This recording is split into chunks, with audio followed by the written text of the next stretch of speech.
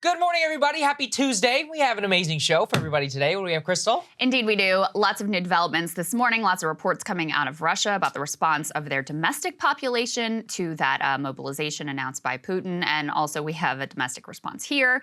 More aid that is going through, so we'll break all of those details down for you. We also have a new look at a potential recession, a little bit more of a global look. Something interesting is happening. Every single currency around the world almost literally has fallen against the dollar. That'll make it very difficult for a lot of countries to repay their debts, and there's a particularly interesting situation unfolding in the UK that we'll break down for you there.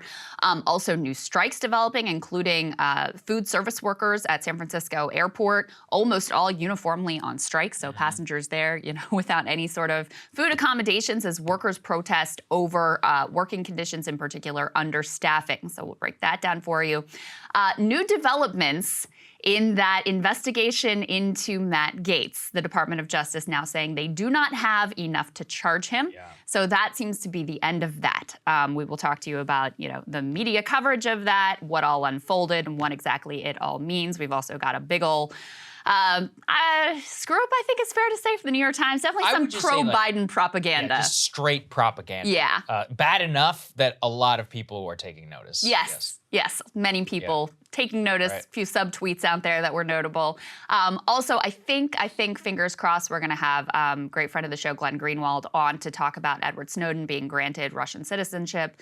If we can't get Glenn, then we'll just cover it ourselves. But I think he's going to be able to join us in the show this morning, which we are very excited about. So before we get to any of that, however, a couple of announcements. Our usual two. First of all, live show. Live show, October 15th. Buy tickets. We're coming. I don't have much more we can sell it, guys. It's going to be an amazing show. As always, we got some great stuff planned. We learned some things from Atlanta. I think people are really going to enjoy it. So the tickets are on sale, and the link is in the description. Number two, Counterpoints. They did a phenomenal job on Friday, and as a basically reward for expansion and more, we're putting the discount 10% on the annual subscription. So it's going to be 10% off. That really helps fund our expansion, helps fund Counterpoints and many of the other partners and other people that we're going to be bringing onto the show to support all of them and continue growing. So with that, let's get to the show. Indeed. So we're trying to sort through all of the reports that are coming out of Russia and figure out exactly what is going on there, which, as we've said a million times, whether it's Russia or Iran or other places, very hard to really have a sense of what's going on there. But you're getting increasing media reports and social media videos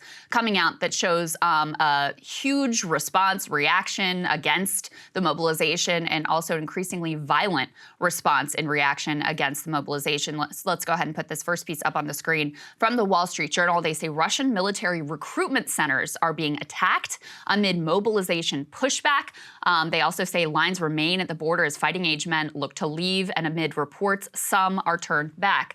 The lead of the story says resistance against Russia's mobilization for its war in Ukraine took an increasingly violent turn on Monday.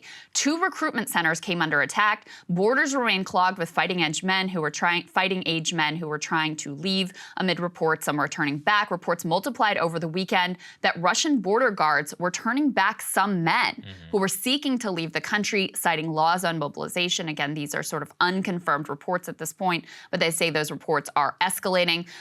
They also say that a Russian state news agency is reporting that Russian citizens who are subject to that mobilization order were stopped on the border with Russia and Kazakhstan. They were told they needed to seek permission from the military registration and enlistment office before they could cross the borders.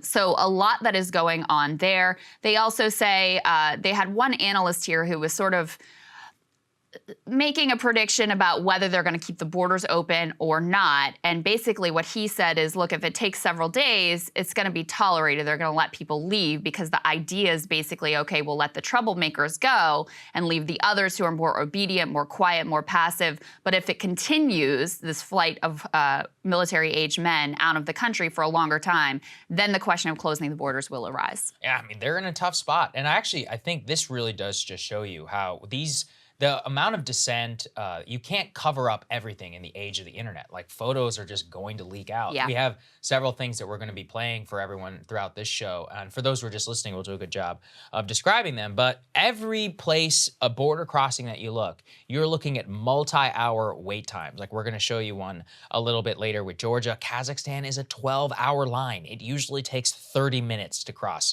into Kazakhstan. So almost every border crossing, they're both being, searched to make sure that they're not subject to the mobilization order. And then even then, there's mega long lines. And clearly, every time we have seen, any Russian state regime, regardless of ideology, if you have mass fleeing, they will only tolerate it to a certain point. And if it starts to look like a threat to the regime or a threat to their war effort, they're going to cut that off, which is going to lead to even more dissent, Krystal. And already, the stuff that is and I don't want to pretend that the entire Russian population is against this. There are probably plenty of compliant Russians.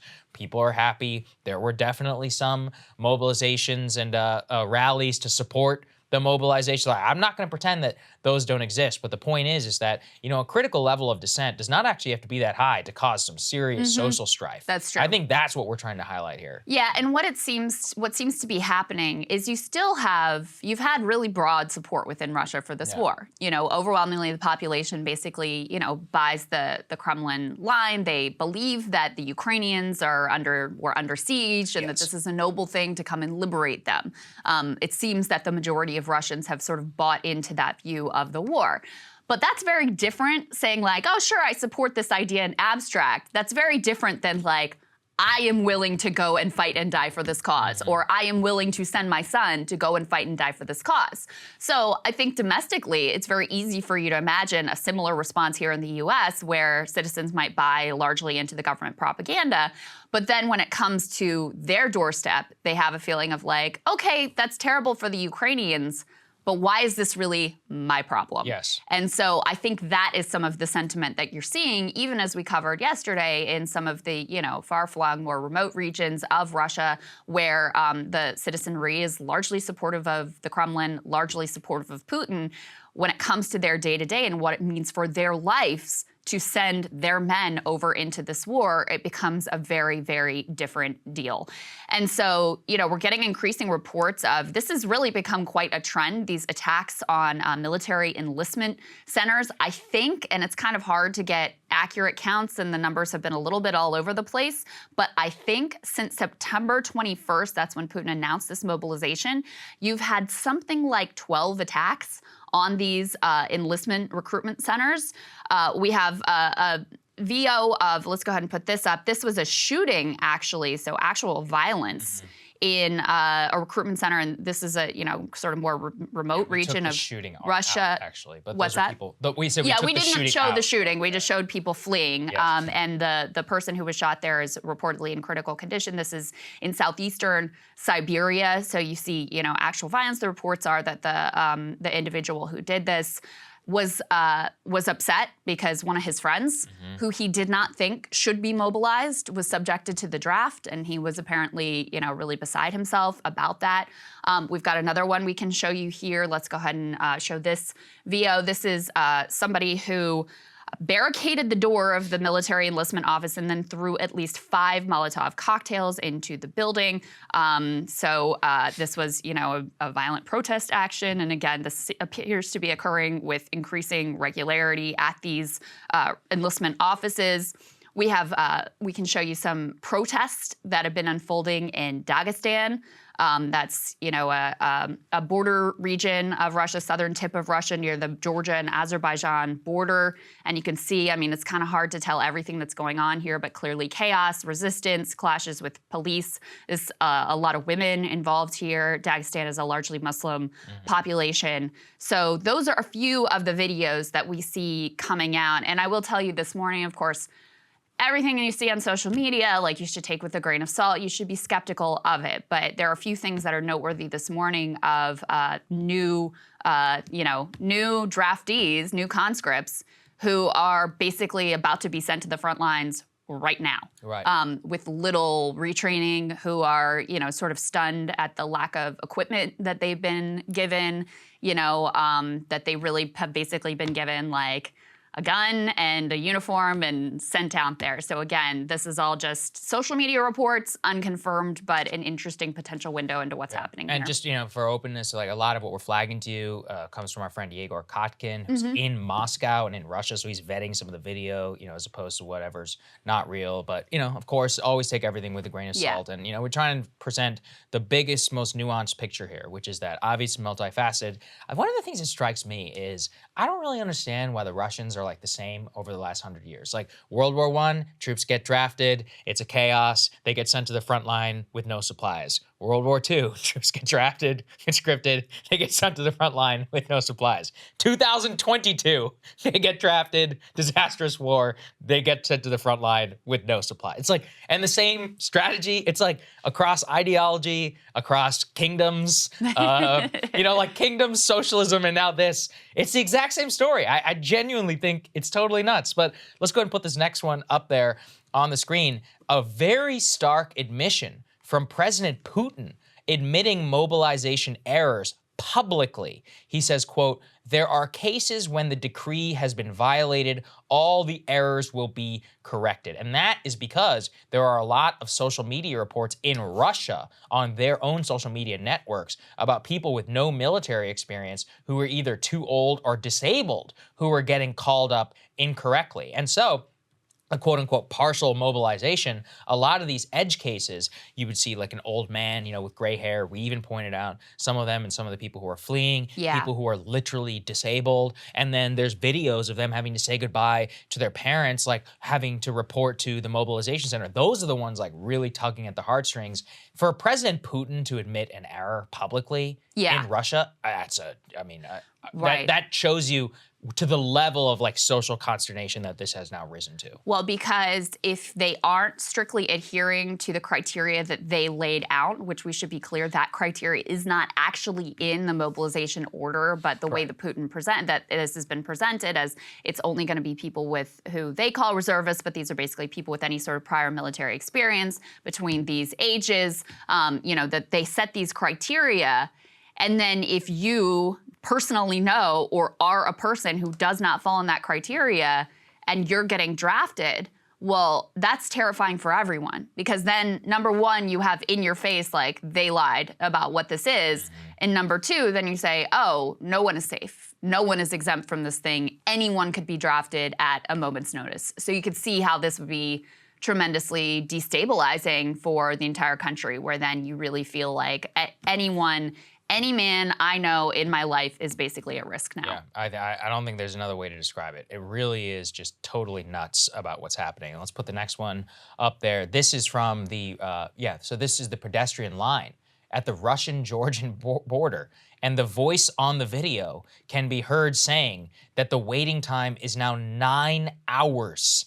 9 hours in order to cross in the Russian-Georgian border. As I said, the Kazakh border time now is 12 hours. So it's just chaos inside of Russia. And there's a lot of people who, I think rightfully, as you point out, the decree, they're trying to only call up people with military experience, but it doesn't say that. Also, partial mobilization, all of the military analysts that we've quoted and all here do not expect this to quote-unquote turn the tide. Maybe it will, but maybe it won't. Yeah. And if it doesn't, well, then you're looking at full mobilization. It's like, so you're going to fully draft people inside? Is this just phase one, is the question. It's a reasonable question, too. Absolutely. It's not, like I said, it's happened many times in Russian history. So if your grandfather, your great-grandfather died in the Second World War, which odds are, like the majority of Russian men who were born sometime to be like 20 or something years old probably did die in the Second World War. You have deep, I generally avoid mental health language like trauma and all societally, but I think when like 70% of kids who are born between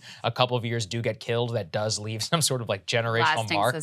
Everybody has a relative who was killed in the Second World War, either, a mom or a grandma, sister, something like that, or a great-grandfather, an uncle, a photo. Like these are not things that just get long forgotten. So that plus Afghanistan, long, long scar, I think, on society in Russia. And this is hearkening back to that, and it puts Putin in a dangerous place where he's betting his regime, his legacy, all of it on this. He's willing to risk the most social strife that we've seen in Russia for what, over a decade? Yeah. Since the protests in like 2014 or so. This is the most that the world has been, antagonistic towards Russia. So he's really got problems on all sides in Russian society. Yeah, and I mean, one thing we definitely know is that he really didn't want to take this step. Yeah. I mean, that's why it wasn't taken from the beginning. That's why this was soft-pedaled as, oh, this is totally not a war. It's just this little special military operation. Don't worry about it. I'm going to keep like inaugurating Ferris wheels and we'll just go about life as usual. So it's a sign of, how few options he felt he had that he went forward with this, because he likely had some awareness of the likely backlash that would be attendant here. And you also have, we focused almost solely on the new conscripts.